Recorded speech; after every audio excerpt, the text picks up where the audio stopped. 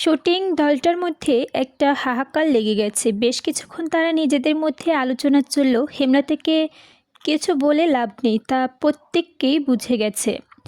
তাই সবাই মোর্শেদকে ধরল। বিনিময়ে তারা আরও টাকা দিতে রাজি আছে। হেমলতার ধমকের ভারে তখন চুপ হয়ে গেলেও টাকার কথা শুনে মোর্শেদের চোখ দুটি জ্বলজ্বল করে ওঠে। ঘরে এসে হেমলতার সঙ্গে ধূর্তমার ঝগড়া লাগিয়ে দেন।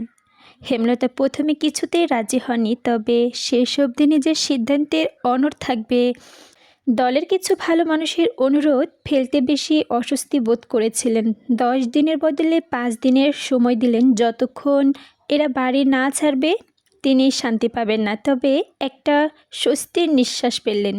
ভাগ্যিস কোনো ঘটনা ঘটার আগেই ব্যাপারটা সমালোচনা হয়ে গেছে। বেশ গরম পড়েছে আজ। পদ্মজা পার্টিতে বসে মনোযোগ দিয়ে মুন্নাকে শেখাচ্ছে কাকে কী ডাকতে হবে। আমায় ডাকবি বড় আপা, পুণ্যাকে ছোট আপা, আর প্রেমা তো তোর সমান, তাই প্রেমায় ডাকবি। দুজন মিলেমিশে থাকবি, বুঝেছিস? হ, বুঝেছি। আমাকে তুই আম্মাই ডাকবি, আর আমাদের আম্মা আব্বা এখন থেকে তোরও আম্মা আব্বা, বুঝেছিস? মুন্না বিজ্ঞস্বরে বলল, হ, বুঝেছি। হেমলতা রান্না রেখে উঠে আসেন। মুন্নাকে বললেন, শুদ্ধ ভাষায় কথা বলবি, তোর পদ্ম আপা যেভাবে বলে। মুন্নার সরল স্বীকারোক্তি, কই মানে? পদ্মজা বলে, কই মানে না, বল। আচ্ছা বলবো। মুন্নার বাধ্য ছেলের মতো হেসে বলল, আচ্ছা বলবো। হেমলতা হেসে চলে যান। পূর্ণা রুম থেকে মুন্নাকে ডাকলো, মুন্না রে। সুডু আপা। পদ্মজা মুন্নার গালে আলতো করে থাপ্পড় দিয়ে বলল, বলো। জি ছোট আপা। মুন্না পদ্মজার মতো করেই বলল, জি ছোট আপা। পদ্মজা হাসলো। পূর্ণা বলল, তোর নাম পাল্টাতে হবে। আমি তোর নাম রেখেছি। ক্যারে? নাম পাল্টাইতে ক্যারে? পদ্মজা কিছু বলার আগেই মুন্না প্রশ্ন করল, আচ্ছা এই কথাটা কেমনে কইতাম? পদ্মজা হেসে কপাল চাপড়ায়, এই ছেলে তো আঞ্চলিক ভাষা বোধ হয়ে আছে। পূর্ণা বলল, তুই এখন আমাদের ভাই, আমাদের নামের সঙ্গে মিলিয়ে তোর নামটা রাখা উচিত, উচিত না? মুন্না দাঁত কেলিয়ে হেসে সায় দিল, হ, এজন্যই তোর নাম পাল্টাতে হবে। আজ থেকে তোর নাম পান্ত মোড়ল। সবাইকে বলবি, এটা মনে থাকবে? হ আপা, মনে রাখাম। বল, আচ্ছা মনে রাখবো। আচ্ছা মনে রাখবো। দুপুর গড়াতেই হাজেরা এলো। সঙ্গে নিয়ে এলো বনঘাট গল্প বিলাপ। ইশারা ইঙ্গিতে যে লাউ চাইছে। মুর্শিদ গতকাল সব লাউ বাজারে তুলেছেন। গাছে আর একটা লাউ আছে। এদিকে ঘরে চিংড়ি মাছ আছে। প্রান্ত লাউ দিয়ে চিংড়ি খাওয়ার ইচ্ছা প্রকাশ করেছে বলে হেমলতা ছেলের ইচ্ছা পূরণ করতে হাসি মুখে শেষে লাউটা ছিঁড়ে এনে ঘরে রেখেছেন। এখন আবার হাজেরা লাউ চাই। কেউ কিছু চাইলে হাতে থাকার সত্ত্বেও হেমলতা ফিরিয়ে দেননি। তবে আজও দিলেন না। তিনি হাজেরাকে হাসি মুখে লাউটি দিয়ে দিলেন। হাজেরা সন্তুষ্টি প্রকাশ করে চলে গেল। পদ্মজা মায়ের দিকে অসহায় চোখে তাকালো। প্রান্ত এই বাড়িতে এসে প্রথম যা চাইল তাই পেল না। মনের উপর নেতিবাচক প্রভাব পড়বে না তো? হেমলতা পদ্মজার দৃষ্টি বুঝেও কিছু বললেন না। প্রান্তকে ডেকে কোলে বসালেন। ছেলেটাকে দেখতে বেশ লাগছে। দুপুরে তিনি গোসল করিয়েছেন। মনে হচ্ছিল কোনো ময়লা রুস্তু পরিষ্কার করা হচ্ছে। জন্মদাতা মৃত্যু প্রান্তের উপর বিন্দু মাত্র প্রভাব ফেলল না। এজন্যই কেউ অবাক হয়নি। বাপ ছেলেটা শুধু রাতেই একসঙ্গে থাকা হতো। অনেক রাত প্রান্ত একাই থেকেছে। এটুকু ছেলে কত রাত ভয় নিয়ে কাটিয়েছে। হেমলতার আদুরে কণ্ঠে বললেন, একটা গল্প শোনাই, শুনবি? হুনাও। পদ্মজা প্রান্তের ভাষা ভুল ধরিয়ে দিল। হুনাও না, বলো শোনাও। আম্মা। প্রান্তর মাথায় কাত করে হেমলতাকে বলল, শোনাও আম্মা। আম্মা ডাকটা শুনে হেমলতার বুকটা বিশুদ্ধ ভালো লাগায় ছেয়ে গেল। তিনি কণ্ঠের ভালোবাসায় ঠেলে বললেন, আমাদের একদিন মরতে হবে, জানিস তো? হ। জান্নাত জাহান্নামের কথা কখনো কেউ বলেছে? প্রান্ত মাথা দুই পাশে নাড়ালো। কেউ শোনায়নি। হেমলতা এমনটাই সন্দেহ করেছিল। প্রান্ত এ সম্পর্কে জানে না। তিনি ধৈর্য নিয়ে সুন্দর করে জান্নাত জাহান্নামের বর্ণনা দিলেন। জান্নাতের বর্ণনা শুনে প্রান্তের চোখ দুটি জ্বলজ্বল করে উঠল। প্রশ্ন করল হাজারটা। হেমলতা জানালো সে জান্নাতে যেতে চায় নাকি জাহান্নামে যেতে চায়? হেমলতা বললেন, আচ্ছা এখন গল্পটা বলি, মন দিয়ে শুনবি। প্রান্ত মাথা কাত করে হ্যাঁ সূচক সম্মতি দিল। হেমলতা বললেন, শুরু করলেন। একজন মহিলা একা থাকতো বাড়িতে। না, দুটো ছেলে মেয়েও থাকতো তার সঙ্গে, খুব ছোট্ট ছোট, খুব অভাব তাদের। ছোট একটা জায়গায় মাটির ঘর, ঘরের সামনে শখ করে একটা লাউ চারা লাগায়। লাউ গাছ বড় হয়, পাতা হয় অনেক।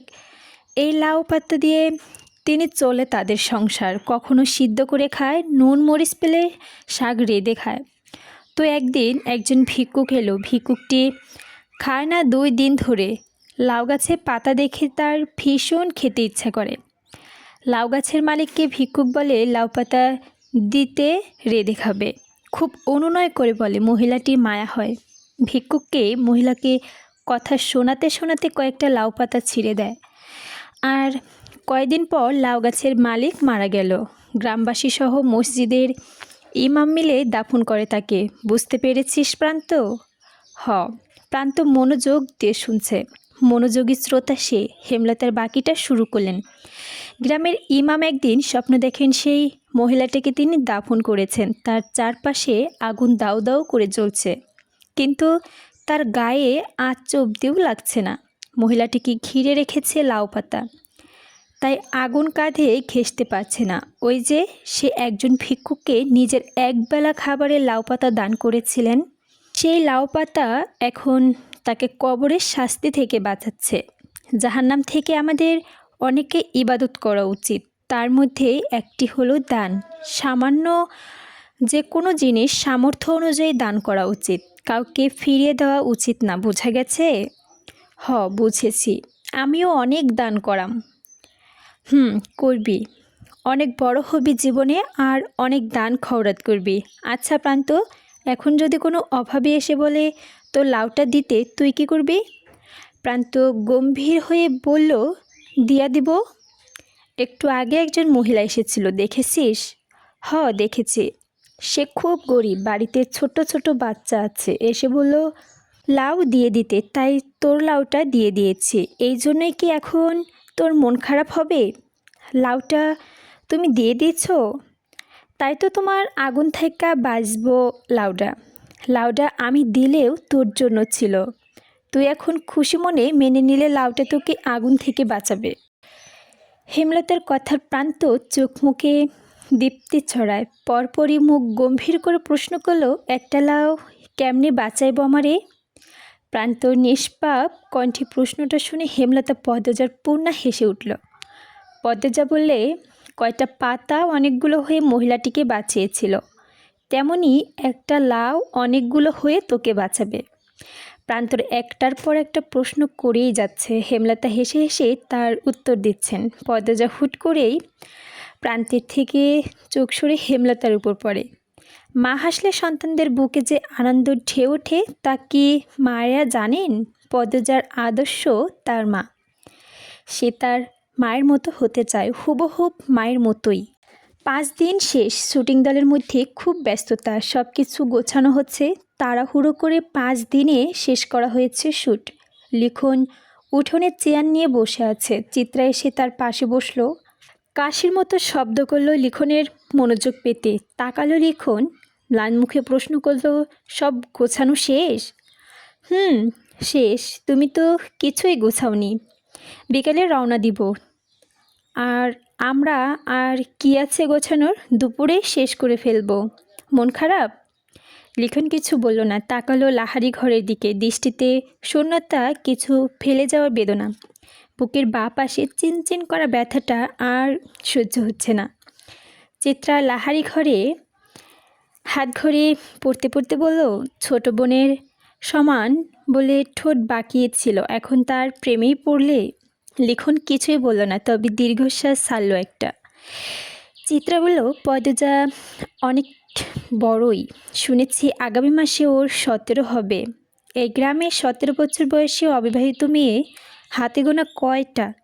পদ্মজার 90% সহপাঠী বিবাহিত, তাছাড়া খুব কম মেয়েই স্কুলে পড়ে। চিত্রার কথা আগ্রহ করে লিখন বলল, তোমার বিয়েটা কবে হচ্ছে?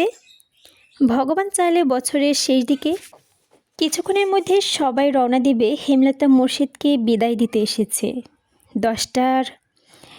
দলটার ৩-৪ জনের চরিত্রের সমস্যা থাকলেও বাকিরা খুব ভালো। তারা হেমলতার সঙ্গে মিশে গিয়েছিল, নিজের বাড়ি মনে করে থেকেছে, বাড়ির দেখাশোনা করেছে। লিখন হেমলতার আড়ালে একটি সাহসিকতা কাজ করে ফেলল। ব্যস্ত পায়ে চলে গেল লাহারি ঘরের দিকে। বারান্দায় বসেছিল পদ্মজা। লিখনকে দেখে ভয়ে কেঁপে উঠল তার বুক। পদ্মজাকে কিছু বলতে দিল না লিখন। সে দ্রুত বারান্দায় উঠে পদ্মজার হাতে একটা চিঠি গুজে দিয়ে জায়গাটা ত্যাগ করল। প্রভাব ভেবে কাঁপছে পদ্মজা।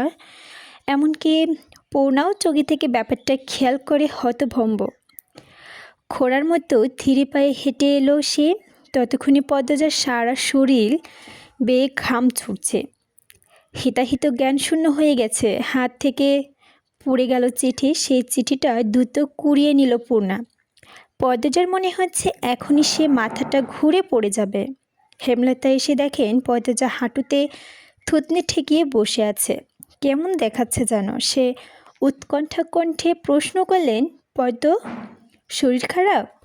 মায়ের কণ্ঠ শুনে পদ্মজা ভয় পেল। বাতাসের অস্বস্তি নিঃশ্বাসে অস্বস্তির চোখ দুটো স্থির করা যাচ্ছে না, নিঃশ্বাস এলোমেলো। পূর্ণা পরিস্থিতি সামলাতে বলল, আম্মা, আপার মাথা ব্যথা। হুট করে এমন মাথা ব্যথা উঠল কেন? পদ্মরে খুব ব্যথা। পদ্মজা অসহায় চোখে পূর্ণার দিকে তাকালো। আকস্মিক ঘটনাটি সে ভেঙে পড়েছে। ডান হাত কাঁপছে অনবরত। হেমলতার চোখ ঘুরিয়ে দুই বোনকে দেখলেন। এদের হাবভাব হঠাৎ সন্দেহজনক লাগছে। তিনি কঠিন স্বরে প্রশ্ন করলেন, কী লুকোচ্ছিস দুজন? কেউ এসেছিল? মায়ের প্রশ্নে পদ্মজার চেয়ে পূর্ণা বেশি ভয় পেল। হাতের চিঠিটা আরও শক্ত করে চেপে ধরল সে। কি লেখা আছে না পড়ে এই চিঠিটা হাতছাড়া করবে না সে। হেমলতার ধারালো দৃষ্টি তীরের ফলার মতো পদ্মজার গায়ে বিচ্ছে। সে কাপা স্বরে জানিয়ে দিল, শুটিং দলের একজন এসেছিল। হেমলতার ঠোঁট দুটো ফুলে উঠল প্রচণ্ড আক্রোশে। পদ্মজা সবাইকে চেনে না। তিনি পূর্ণাকে প্রশ্ন করলেন। পূর্ণা বলল, কে এসেছিল? পূর্ণা 2 সেকেন্ডে ভাবল, তারপর নতমুখে বলল, কালো দেখতে যে, মিলন। পদ্মজা আর চোখে পূর্ণার দিকে তাকালো। তার ভয় হচ্ছে, মা যদি এখন বলে মিলন তো তার সামনেই ছিল, তাহলে কি হবে? পূর্ণার মিথ্যা বলল কেন? সত্য বললেই পারত। হেমলতার বিশ্বাস করেছিলেন নাকি করেনি সেটা দৃষ্টি দেখে বোঝা গেল না। পূর্ণা মাথা নত করে দাঁড়িয়ে রইল অপরাধীর মতো। হেমলতা বারান্দা অবধি এসে আবারও ঘুরে তাকালেন। মনটা খচখচ করছে। মনে হচ্ছে ঘাপলা আছে, নাকি তার সন্দেহবাতিক মনের ভুল ভাবনা কে জানেন।